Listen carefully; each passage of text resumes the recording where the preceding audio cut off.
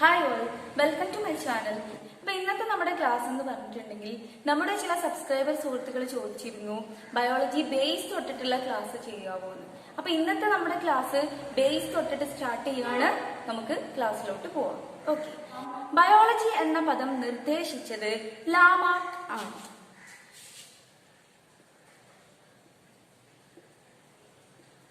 Biology എന്ന പദം നിർദ്ദേശിച്ചത് ലാമാർക്ക് ആണ്. അപ്പൊ ഇനി നോക്കാം, ജീവശാസ്ത്രത്തിന്റെ പിതാവ് അഥവാ ബയോളജിയുടെ പിതാവ് എന്ന് അറിയപ്പെടുന്നത് അരിസ്റ്റോട്ടിൽ ആണ്. ജീവശാസ്ത്രത്തിന്റെ അഥവാ ബയോളജിയുടെ പിതാവ് അരിസ്റ്റോട്ടിലാണ്.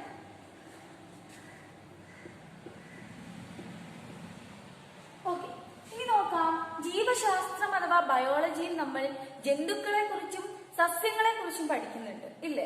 അതുകൊണ്ട് തന്നെ ഇതിനെ സസ്യശാസ്ത്രമെന്നും ജന്തുശാസ്ത്രമെന്നും രണ്ടായി തിരിച്ചിട്ടുണ്ട്. അപ്പൊ നിങ്ങൾ നോക്കുക, ഇതിൽ ജന്തുശാസ്ത്രം അഥവാ സുവോളജിയുടെ പിതാവ് എന്ന് അറിയപ്പെടുന്നതും അരിസ്റ്റോട്ടിൽ തന്നെയാണ്. അപ്പം ജീവശാസ്ത്രത്തിലെ ജന്തുശാസ്ത്രം അഥവാ സുവോളജിയുടെ പിതാവ് എന്ന് അറിയപ്പെടുന്നതും അരിസ്റ്റോട്ടിൽ തന്നെയാണ്. ഇനി നോക്കുക, സസ്യശാസ്ത്രം അഥവാ ബോട്ടണിയുടെ പിതാവ് എന്ന് അറിയപ്പെടുന്നത് തിയോഫ്രാസ്റ്റസ് ആണ്. ഓക്കെ, നോക്കാം, ജീവശാസ്ത്രത്തിന്റെ പിതാവാണ് അരിസ്റ്റോട്ടിൽ. ഇദ്ദേഹം തന്നെയാണ് ജന്തുശാസ്ത്രത്തിന്റെ പിതാവ് എന്ന് അറിയപ്പെടുന്നതും. ഇനി സസ്യശാസ്ത്രത്തിന്റെ പിതാവ് എന്ന് അറിയപ്പെടുന്നത് ആരാണ്?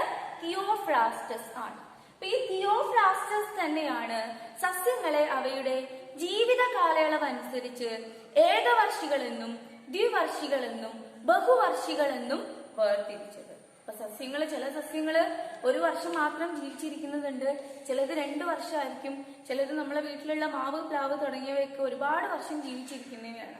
അപ്പൊ അങ്ങനെ ഏകവർഷികൾ, ദ്വിവർഷികൾ, ബഹുവർഷികൾ എന്ന് വേർതിരിച്ചിട്ടുള്ള ശാസ്ത്രജ്ഞനാണ് തിയോഫ്രാസ്റ്റസ്. ഓക്കെ, നമ്മൾ ഈ ബയോളജിയിൽ പറയുന്നത് ജീവികളെ കുറിച്ചാണ്, അല്ലെങ്കിൽ ജീവനെ കുറിച്ചുള്ള ശാസ്ത്രമാണ് ബയോളജി എന്നത്. അപ്പൊ ഇതിൽ ജീവന്റെ അടിസ്ഥാന യൂണിറ്റ് എന്ന് അറിയപ്പെടുന്നത് കോശമാണ്. ജീവന്റെ അടിസ്ഥാന യൂണിറ്റ് ആണ് കോശം. ഓക്കെ, നോക്കാം, കോശം കണ്ടുപിടിച്ചത് റോബർട്ട് ഹൂക്ക് ആണ്. കോശം കണ്ടുപിടിച്ചത് റോബർട്ട് ഹൂക്ക് ആണ്.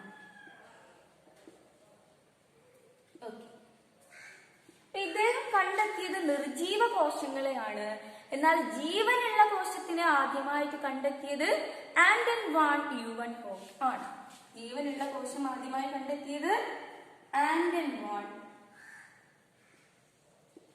ല്യൂവൻഹോക്ക്.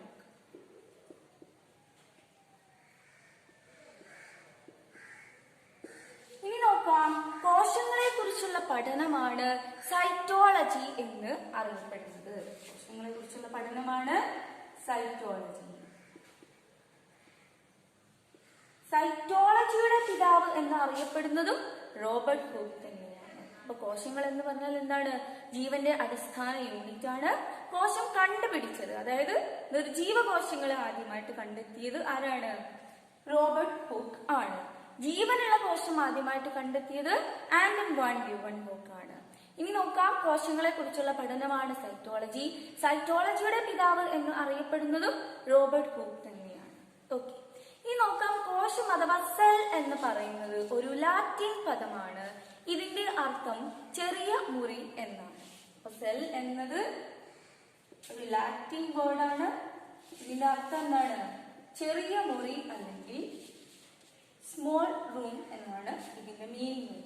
ഓക്കെ, ഈ കോശവുമായിട്ട് ബന്ധപ്പെട്ട ഒരു പ്രധാനപ്പെട്ട പ്രസ്താവനയാണ് മുമ്പ് നിലനിന്നിരുന്ന കോശങ്ങളിൽ നിന്ന് മാത്രമേ പുതിയ കോശങ്ങൾ ഉണ്ടാകൂ എന്ന് പ്രസ്താവിച്ചത് റുഡോൾഫ് വീർഷോ ആണ്. റുഡോൾഫ് വീർഷോ.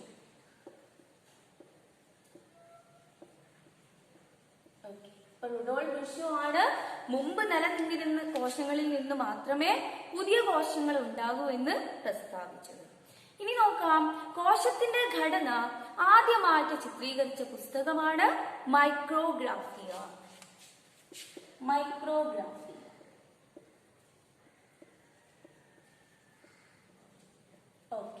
നമ്മൾ എന്തൊക്കെ പറഞ്ഞു? ജീവശാസ്ത്രത്തിന്റെ പിതാവാണ് അരിസ്റ്റോട്ടിൽ. ഇദ്ദേഹം തന്നെയാണ് ജന്തുശാസ്ത്രത്തിന്റെയും പിതാവ്. ഇനി സസ്യശാസ്ത്രത്തിന്റെ പിതാവാണ് തിയോഫ്രാസ്റ്റസ്. ഇദ്ദേഹം സസ്യങ്ങളെ ഏകവർഷികൾ, ദ്വിവർഷികൾ, ബഹുവർഷികൾ എന്നിങ്ങനെ വേർതിരിച്ചിട്ടുണ്ട്. ഇനി പറഞ്ഞു ജീവന്റെ അടിസ്ഥാന യൂണിറ്റ് ആണ് കോശം. ഇത് കണ്ടെത്തിയത് റോബർട്ട് ഹൂക്കാണ്. ജീവനുള്ള കോശങ്ങളെ ആദ്യമായി കണ്ടെത്തിയത് ആന്റൺ വാൻ ലുവൻബോർഗ്. പിന്നെ പറഞ്ഞു കോശത്തെ കുറിച്ചുള്ള പഠനം സൈറ്റോളജി. അതിന്റെ പിതാവാണ് ആരാണ്? റോബർട്ട് ഹൂക്കാണ്. പിന്നെ സെൽ എന്നത് ഒരു ലാറ്റിൻ പദമാണ്. ചെറിയ മുറി എന്നാണ് ഇതിന്റെ അർത്ഥം. പിന്നെ ഈ പറഞ്ഞിരിക്കുന്ന പ്രസ്താവന റുഡോൾഫ് വിർഷോയുടേതാണ്. പിന്നെ കോശത്തിന്റെ ഘടന ആദ്യമായി ചിത്രീകരിച്ച പുസ്തകമാണ് മൈക്രോഗ്രാഫിയ. ഇനി നമുക്ക് നോക്കാം, എല്ലാ ജീവികളുടെയും ശരീരം കോശങ്ങൾ കൊണ്ട് നിർമ്മിതമാണെന്നും ഒരു ജീവിയുടെ ജീവധർമ്മപരവും ഘടനാപരവുമായിട്ടുള്ള അടിസ്ഥാന ഘടകങ്ങളാണ് കോശങ്ങൾ എന്നുമുള്ള ഒരു സിദ്ധാന്തമുണ്ട്. ഇതാണ് കോശ സിദ്ധാന്തം.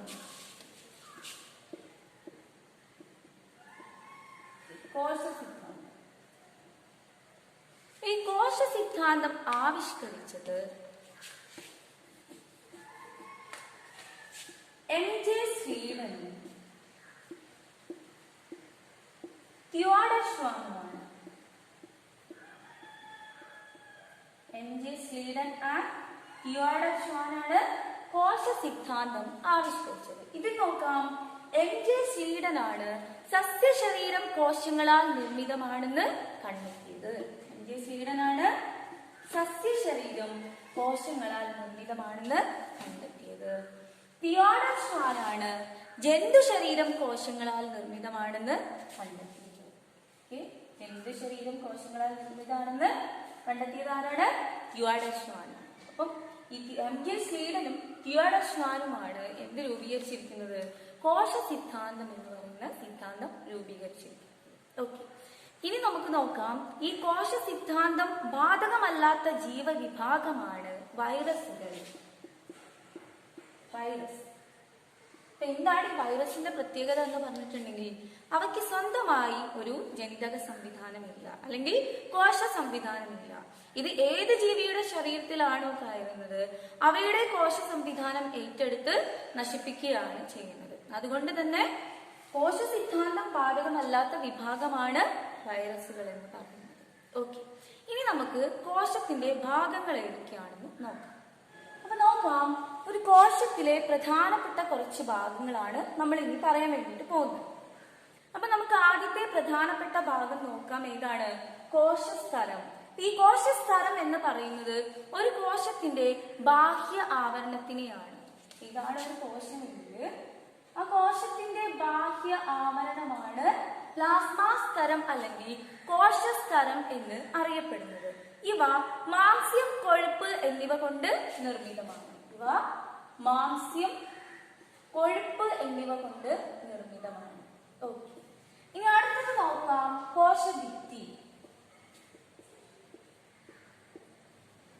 നിങ്ങൾ ശ്രദ്ധിക്കുക, ഈ കോശഭിത്തി കാണുന്നത് സസ്യകോശങ്ങളിലാണ്. ഇവ ജന്തുകോശങ്ങളിൽ കാണപ്പെടുന്നില്ല. അപ്പം നമ്മൾ ജന്തുകോശങ്ങളിൽ എന്ത് മാത്രമേ ഉള്ളൂ? കോശസ്തരം മാത്രമേ ഉള്ളൂ. സസ്യകോശങ്ങളിൽ ഈ കോശസ്തരത്തിന് പുറമേ കാണുന്ന ഒരു ഭിത്തി കൂടിയുണ്ട്. ഏതാണ്? കോശഭിത്തി. ഈ കോശഭിത്തി നിർമ്മിച്ചിരിക്കുന്ന പദാർത്ഥമാണ് സെല്ലുലോസ്. കോശഭിത്തി നിർമ്മിച്ചിരിക്കുന്ന പദാർത്ഥമാണ് സെല്ലുലോസ്. ഇതിൽ അടങ്ങിയിരിക്കുന്ന, അതായത് കോശഭിത്തിയിൽ അടങ്ങിയിരിക്കുന്ന മൂലകങ്ങളാണ് കാൽഷ്യവും മഗ്നീഷ്യവും. കാൽഷ്യം ആൻഡ് മഗ്നീഷ്യം ഇവ കോശഭിത്തിയിൽ അടങ്ങിയിരിക്കുന്ന മൂലകങ്ങളാണ്. ഓക്കെ, ഇനി നോക്കാം, ഈ കോശസ്തരത്തിനകത്ത് കാണുന്ന, ഈ കോശസ്തരത്തിനകത്ത് ഒരുപാട് പ്രധാനപ്പെട്ട ഭാഗങ്ങൾ കാണുന്നുണ്ട്. ഇതിന് മൊത്തമായിട്ട് പറയുന്നത് ജീവദ്രവ്യം അല്ലെങ്കിൽ പ്രോട്ടോപ്ലാസം എന്നാണ്. അപ്പൊ കോശസ്തരത്തിനകത്ത് കാണുന്ന ഭാഗങ്ങളെ എല്ലാം ചേർത്ത് എന്ത് പറയുന്നു? ജീവദ്രവ്യം അല്ലെങ്കിൽ പ്രോട്ടോപ്ലാസം. ഓക്കെ, നിങ്ങൾ ശ്രദ്ധിക്കുക, ഈ പ്രോട്ടോപ്ലാസമാണ് ജീവന്റെ അടിസ്ഥാന ഘടകം എന്ന് അറിയപ്പെടുന്നത്. പ്രോട്ടോപ്ലാസമാണ് ജീവന്റെ അടിസ്ഥാന ഘടകം എന്ന് അറിയപ്പെടുന്നത്. ഓക്കെ, ഇനി നോക്കാം, പ്രോട്ടോപ്ലാസമാണ് ജീവന്റെ കണിക എന്ന് പ്രസ്താവിച്ചത് ടി.എച്ച്. ഹക്സ്ലി ആണ്. ടി.എച്ച്. ഹക്സ്ലി. ടി.എച്ച്. ഹക്സ്ലി ആണ് പ്രോട്ടോപ്ലാസമാണ് ജീവന്റെ കണിക എന്ന് പ്രസ്താവിച്ചത്. ഇനി നോക്കാം, പ്രോട്ടോപ്ലാസം എന്ന പദം രൂപീകരിച്ചത് ജാൻ ഇവാൻ ജെയിസ്റ്റാ പർക്കിനിയാണ്. Jan Evangelista Purkinje. Jan Evangelista Purkinje. Okay, നമ്മള് ഫസ്റ്റ് കോശസ്തരം പറഞ്ഞു, ഇത് മാംസം, കൊഴുപ്പ് എന്നിവ കൊണ്ട് നിർമ്മിതമാണ്. ഇനി കോശഭിത്തി പറഞ്ഞു, അത് സെല്ലുലോസ് കൊണ്ടാണ് നിർമ്മിച്ചിരിക്കുന്നത്. അതിൽ കാണുന്ന മൂലകങ്ങളാണ് കാൽഷ്യം, മഗ്നീഷ്യം എന്നിവ. ഇനി കോശസ്ഥലത്തിനകത്ത് കാണുന്ന എല്ലാത്തിനെയും ചേർത്ത് നമ്മൾ എന്ത് പറയുന്നു? പ്രോട്ടോപ്ലാസം എന്ന് പറയുന്നു. ഈ പ്രോട്ടോപ്ലാസമാണ് ജീവന്റെ അടിസ്ഥാന ഘടകം എന്നറിയപ്പെടുന്നത്. ഇതാണ് ജീവന്റെ കണിക എന്ന് പറഞ്ഞത് ടി.എച്ച്. ഹക്സ്ലി ആണ്. ഈ പദം രൂപീകരിച്ചത് ജാൻ ഇവാൻ ജെയിസ്റ്റാ പർക്കിനിയാണ്. ഓക്കെ, ഇനി നോക്കാം, ഈ പ്രോട്ടോപ്ലാസത്തിനകത്ത് കാണുന്ന പ്രധാനപ്പെട്ട ഭാഗങ്ങളിൽ ഒന്നാണ് ന്യൂക്ലിയസ് അഥവാ കോശമർമ്മം എന്ന് അറിയപ്പെടുന്നത്. കോശമർമ്മം അഥവാ ന്യൂക്ലിയസ്. ഇന്ന് കാണുന്നത് ഇത് കോശദ്രവ്യം അല്ലെങ്കിൽ സൈറ്റോപ്ലാസം എന്ന് പറയുന്ന ഭാഗമാണ്. ഓക്കെ, അപ്പൊ നിങ്ങൾ ശ്രദ്ധിക്കുക, ഈ കോശമർമ്മം അഥവാ ഈ ന്യൂക്ലിയസിന്റെ ഇമ്പോർട്ടൻസ് എന്താണ്? ഒരു കോശത്തിന്റെ എല്ലാ പ്രവർത്തനങ്ങളെയും നിയന്ത്രിക്കുന്ന നിയന്ത്രണ കേന്ദ്രമാണ് അതിന്റെ ന്യൂക്ലിയസ് അഥവാ മർമ്മം എന്ന് അറിയപ്പെടുന്നത്. ഇത് കണ്ടെത്തിയത് റോബർട്ട് ബ്രൗൺ ആണ്. ന്യൂക്ലിയസ് അഥവാ കോശമർമ്മം കണ്ടെത്തിയത് റോബർട്ട് ബ്രൗൺ ആണ്. ഓക്കെ, അപ്പൊ ഇനി ശ്രദ്ധിക്കുക, നമ്മുടെ ശരീരത്തില് നമ്മളെ എല്ലാ പ്രവർത്തനങ്ങളെയും നിയന്ത്രിക്കുന്നത് നമ്മുടെ മസ്തിഷ്കമാണ്. അതുപോലെ തന്നെ ഒരു കോശത്തിന്റെ എല്ലാ പ്രവർത്തനങ്ങളെയും നിയന്ത്രിക്കുന്നത് അവിടുത്തെ കോശമർമ്മമാണ്. ആയതുകൊണ്ട് ഇത് കോശമസ്തിഷ്കം എന്നുകൂടി അറിയപ്പെടുന്നുണ്ട്. അതുകൊണ്ട് ഇവ കോശമസ്തിഷ്കം എന്നുകൂടി അറിയപ്പെടുന്നു.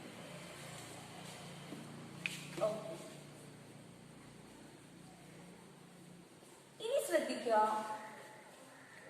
എല്ലാ ജീവികളുടെയും കോശത്തിൽ മർമ്മം കാണുന്നില്ല, അഥവാ എല്ലാ ജീവകോശത്തിലും ന്യൂക്ലിയസ് എന്ന് പറയുന്ന ഭാഗം കാണപ്പെടുന്നില്ല. അപ്പൊ ന്യൂക്ലിയസ് കാണപ്പെടാത്ത കോശങ്ങളാണ് പ്രോകാരിയോട്ടിക് കോശങ്ങൾ. പ്രോകാരിയോട്ടിക് കോശങ്ങൾ എന്ന് അറിയപ്പെടുന്നത്. ഇതിന് ഉദാഹരണമാണ് ബാക്ടീരിയ, സൈനോബാക്ടീരിയ, മൈക്കോപ്ലാസ്മ തുടങ്ങിയിട്ടുള്ള ജീവികൾ. ഇനി ഈ ന്യൂക്ലിയസ് കാണപ്പെടുന്ന കോശങ്ങളാണ് യൂക്കാരിയോട്ടിക് കോശങ്ങൾ എന്ന് അറിയപ്പെടുന്നത്. യൂക്കാരിയോട്ടിക് കോശങ്ങൾ. ഓക്കെ, അപ്പം കോശമർമ്മത്തിന്റെ പ്രാധാന്യം എന്താ നമ്മൾ പറഞ്ഞു? ഒരു കോശത്തിന്റെ എല്ലാ പ്രവർത്തനങ്ങളെയും നിയന്ത്രിക്കുന്നത് കോശമർമ്മമാണ്. ഇത് കണ്ടുപിടിച്ചത് റോബർട്ട് ബ്രൗൺ ആണ്. ഇത് കോശമസ്തിഷ്കം എന്നുകൂടി അറിയപ്പെടുന്നുണ്ട്. ന്യൂക്ലിയസ് കാണപ്പെടാത്ത കോശങ്ങളാണ് പ്രോകാരിയോട്ടിക് കോശങ്ങൾ. ന്യൂക്ലിയസുകൾ കാണപ്പെടുന്ന കോശമാണ് യൂക്കാരിയോട്ടിക് കോശം എന്ന് പറയുന്നത്. ഓക്കെ, ഇനി നമുക്ക് ഈ കോശദ്രവ്യത്തിനകത്ത് കാണുന്ന ചില പ്രധാന ഭാഗങ്ങളാണ് നോക്കുന്നത്. അപ്പൊ നോക്കാം, കോശദ്രവ്യത്തിനകത്ത് കാണുന്ന കുറച്ച് സവിശേഷ ഘടകങ്ങളുണ്ട്. ഇതിന് കോശാംഗങ്ങൾ എന്നാണ് പറയുന്നത്. കോശാംഗങ്ങൾ അഥവാ സെൽ ഓർഗനൽസ്. ഓക്കെ, അപ്പൊ നോക്കാം, ഈ കോശാംഗങ്ങളിൽ പ്രധാനപ്പെട്ടതാണ് നമ്മൾ ഇന്ന് ഡിസ്കസ് ചെയ്യുന്നത്. അതിൽ നമുക്ക് ഫസ്റ്റ് മൈറ്റോകോൺട്രിയ നോക്കാം.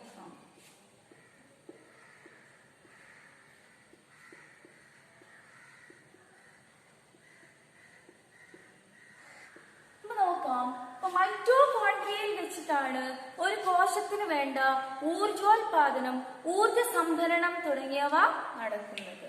എന്താണ്? ഒരു കോശത്തിന് പ്രവർത്തിക്കാൻ വേണ്ട ഊർജ ഉൽപാദനം, ഊർജ സംഭരണം തുടങ്ങിയവ നടക്കുന്നത് മൈറ്റോകോൺട്രിയ എന്ന കോശാംഗത്തിലാണ്. ആയതുകൊണ്ട് ഇതാണ് ഒരു കോശത്തിന്റെ ഊർജ നിലയം അല്ലെങ്കിൽ പവർ ഹൗസ് എന്ന് അറിയപ്പെടുന്നത്. കോശത്തിന്റെ ഊർജ നിലയം അല്ലെങ്കിൽ പവർ ഹൗസ്. പവർ ഹൗസ് എന്നറിയപ്പെടുന്നത് മൈറ്റോകോൺട്രിയ ആണ്. അതുകൂടാതെ ഒരു കോശത്തിന്റെ കെമിക്കൽ ഫാക്ടറി എന്ന് അറിയപ്പെടുന്നതും മൈറ്റോകോൺട്രിയ ആണ്. കോശത്തിന്റെ കെമിക്കൽ ഫാക്ടറി എന്ന് അറിയപ്പെടുന്നതും മൈറ്റോകോൺട്രിയ. ഈ മൈറ്റോകോൺട്രിയയിൽ ഊർജം സംഭരിക്കപ്പെടുന്നത് ATP തന്മാത്രകളായിട്ടാണ്. ATP അതായത് അഡിനോസിൻ ട്രൈഫോസ്ഫേറ്റ്. Adenosine triphosphate. ഈ ATP ആണ് കോശത്തിലേക്ക് വേണ്ട ഊർജം നൽകുന്നത്. ആയതുകൊണ്ട് കോശത്തിന്റെ എനർജി കറൻസി എന്ന് അറിയപ്പെടുന്നത് ATP ആണ്.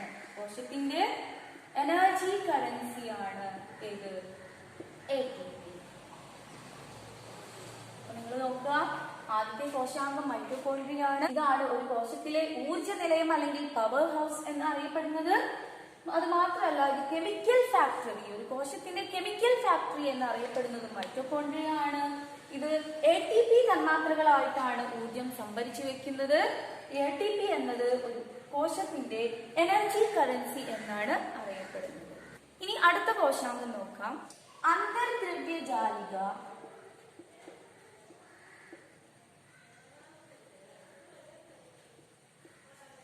അഥവാ എൻഡോപ്ലാസ്മിക് റെറ്റിക്കുലം.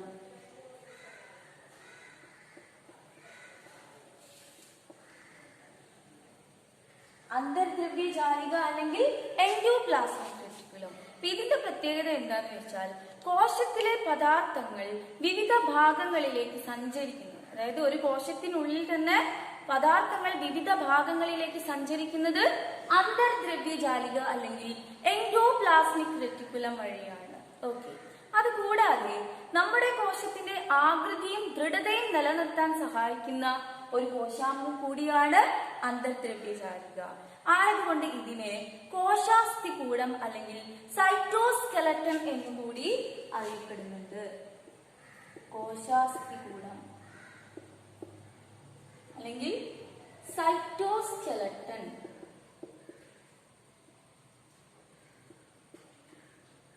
എന്നിങ്ങനെ അറിയപ്പെടുന്ന ഒരു കോശാംഗമാണ് അന്തർദ്രവ്യജാലിക. ഇനി അടുത്തത് നോക്കാം, ലൈസോസോം.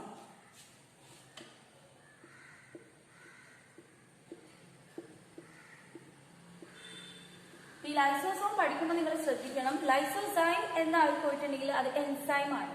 നമ്മളെ കണ്ണുനീരിലൊക്കെ കാണുന്ന ഒരു തരം എൻസൈം ആണ് ലൈസോസൈം. ഇത് ലൈസോസോം ആണ്. ഓക്കെ. ഈ ലൈസോസോമിന്റെ പ്രത്യേകത എന്താന്ന് വെച്ചാൽ നമ്മുടെ കോശത്തിലേക്ക് വരുന്ന അന്യവസ്തുക്കളെ നശിപ്പിക്കാൻ സഹായിക്കുന്ന ഒരു കോശാംഗമാണ്. ഓക്കെ. നമ്മുടെ കോശത്തിലേക്ക് വരുന്ന അന്യവസ്തുക്കളെ നശിപ്പിക്കുന്ന കോശാംഗമാണ് ലൈസോസോം. അതുകൂടാതെ സ്വന്തം കോശത്തിലെ മറ്റു കോശാംഗങ്ങളെ കൂടി നശിപ്പിക്കാൻ ആർക്ക് കഴിവുണ്ട്? ഈ ലൈസോസോമിന് കഴിവുണ്ട്. ആയതുകൊണ്ട് ഇത് അറിയപ്പെടുന്ന മറ്റൊരു പേരാണ് ആത്മഹത്യാസന്ധി. ആത്മഹത്യാസന്ധി അല്ലെങ്കിൽ സൂയിസിഡൽ ബാഗ്സ്. ആത്മഹത്യാസന്ധികൾ അല്ലെങ്കിൽ സൂയിസിഡൽ ബാഗ്സ് എന്നറിയപ്പെടുന്നുണ്ട്. ഈ ലൈസോസോം അറിയപ്പെടുന്നുണ്ട്. ഓക്കെ. അപ്പൊ ഞാൻ പറഞ്ഞു, ഇത് സ്വന്തം കോശത്തിലെ മറ്റ് കോശാംഗങ്ങളെ കൂടി നശിപ്പിക്കാൻ കഴിവുള്ളവയാണ്. അപ്പൊ ഈ ഒരു പ്രക്രിയയ്ക്ക്, അതായത് സ്വന്തം കോശത്തിലെ മറ്റു കോശാംഗങ്ങളെ നശിപ്പിക്കുന്ന ഈ പ്രക്രിയയ്ക്ക് പറയുന്നതാണ് ഓട്ടോഫാഗി. ഓട്ടോഫാഗി. ഓക്കെ. അപ്പൊ നമ്മുടെ കോശത്തിലെത്തുന്ന അന്യവസ്തുക്കളെ നശിപ്പിക്കാൻ സഹായിക്കുന്നതും അതുകൂടാതെ സ്വന്തം കോശത്തിലെ തന്നെ മറ്റു കോശാംഗങ്ങളെ നശിപ്പിക്കാൻ കഴിയുന്നതുമായ ഒരു കോശാംഗമാണ് ലൈസോസോം. ഇത് ആത്മഹത്യാസന്ധികൾ അല്ലെങ്കിൽ സൂയിസിഡൽ ബാഗ്സ് എന്ന് അറിയപ്പെടുന്നുണ്ട്. ഓക്കെ. ഇനി അടുത്ത കോശാംഗമാണ് റൈബോസോം.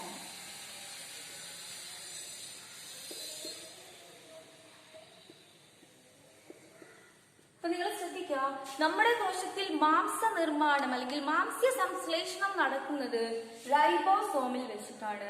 റൈബോസോം കണ്ടെത്തിയത് ജോർജ് എമിൽ പലേറ്റ് ആണ്.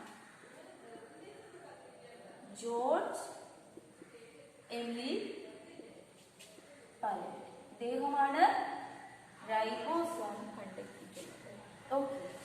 ഇനി അടുത്തത് നോക്കാം, നമ്മുടെ കോശത്തിലെ ട്രാഫിക് പോലീസ് എന്നറിയപ്പെടുന്ന കോശാംഗമാണ് ഗോൾഗി കോംപ്ലക്സ്. Golgi complex. ഈ ഗോൾഗി കോംപ്ലക്സിന്റെ പ്രത്യേകത എന്താണ്? ഇതാണ് നമ്മുടെ കോശത്തിലെ ട്രാഫിക് പോലീസ് എന്ന് അറിയപ്പെടുന്നത്. ഓക്കെ, അപ്പൊ ഇത്രയുമാണ് നമുക്ക് പഠിക്കാനുള്ള പ്രധാനപ്പെട്ട കോശാംഗങ്ങൾ എന്ന് പറയുന്നത്. ഇനി നമുക്ക് കോശവുമായി ബന്ധപ്പെട്ട കുറച്ച് അഡീഷണൽ ഇൻഫർമേഷൻസ് നോക്കാം. ഇനി നിങ്ങൾ ശ്രദ്ധിക്കുക, ഏറ്റവും വലിയ കോശം എന്ന് അറിയപ്പെടുന്നത് ഒട്ടകപ്പക്ഷിയുടെ മുട്ടയാണ്. ഏറ്റവും വലിയ കോശം എന്നറിയപ്പെടുന്നത് ഒട്ടകപ്പക്ഷിയുടെ മുട്ടയാണ്.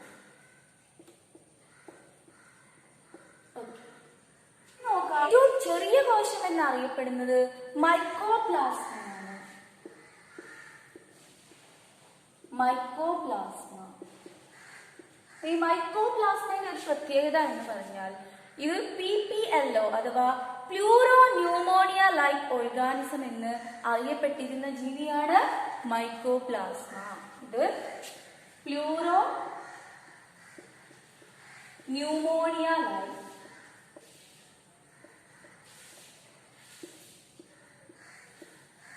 ഓർഗാനിസം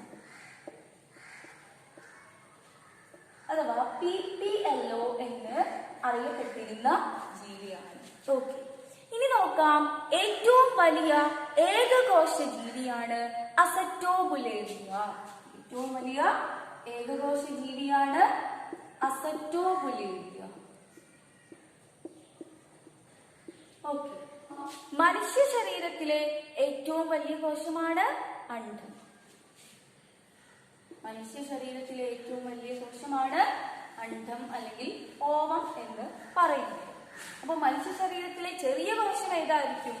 പുംബീജം അഥവാ സ്പേം. മനുഷ്യ ശരീരത്തിലെ ചെറിയ കോശമാണ് പുംബീജം അഥവാ സ്പേം എന്ന് പറയുന്നത്. അടുത്തത് നോക്കാം, മനുഷ്യ ശരീരത്തിലെ ഏറ്റവും നീളമേറിയ കോശമാണ് നാഡീകോശം. നാഡീകോശം. അടുത്തത് മനുഷ്യ ശരീരത്തിൽ ഏറ്റവും കൂടുതലായിട്ട് കാണപ്പെടുന്ന കോശമാണ് RBC അഥവാ അരുണ രക്താണുക്കൾ എന്ന് പറയും. RBC അഥവാ അരുണ രക്താണുക്കളാണ് മനുഷ്യ ശരീരത്തിൽ ഏറ്റവും കൂടുതലായിട്ട് കാണപ്പെടുന്ന കോശം. അതുകൂടാതെ മനുഷ്യ ശരീരത്തിലെ ഏറ്റവും ആയുസ്സുള്ള രക്തകോശം ഏതാന്ന് ചോദിച്ചിട്ടുണ്ടെങ്കിൽ അതും ഏത് തന്നെയാണ്? RBC ആണ്. അപ്പൊ മനുഷ്യ ശരീരത്തിൽ ഏറ്റവും കൂടുതലായിട്ട് കാണുന്ന കോശം RBC ആണ്. ഏറ്റവും കൂടുതൽ ആയുസ്സുള്ള രക്തകോശം ഏതാന്ന് ചോദിച്ചാൽ അതും RBC ആണ്. ഇതിന്റെ ആയുസ് 120 ദിവസമാണ്. 120 ഡേയ്സ് ആണ് ഇത് ജീവിക്കുന്നത്. ഏറ്റവും കൂടുതൽ ആയുസ്സുള്ള രക്തകോശം RBC ആണെങ്കിൽ ഏറ്റവും കൂടുതൽ ആയുസ്സുള്ള കോശം ഏതാണെന്ന് ചോദിച്ചു കഴിഞ്ഞാൽ അത് നാഡീകോശമാണ്. നാഡീകോശം. ഇത് ഏകദേശം 100 വർഷമാണ് ജീവിക്കുന്നത്. അപ്പൊ ഇത്രയും കാര്യങ്ങൾ നിങ്ങൾക്ക് മനസ്സിലായെന്ന് വിചാരിക്കുന്നു. അപ്പൊ നിങ്ങൾക്ക് ക്ലാസ്സുകൾ ഇഷ്ടമായിട്ടുണ്ടെങ്കിൽ ലൈക്ക് ചെയ്യാൻ, ഷെയർ ചെയ്യാൻ, സബ്സ്ക്രൈബ് ചെയ്യാൻ മറക്കരുത്. അടുത്ത ക്ലാസ്സിൽ ഒരു പുതിയ ടോപ്പിക്കുമായിട്ട് നമ്മൾ വീണ്ടും കാണുന്നതായിരിക്കും. Okay, thank you.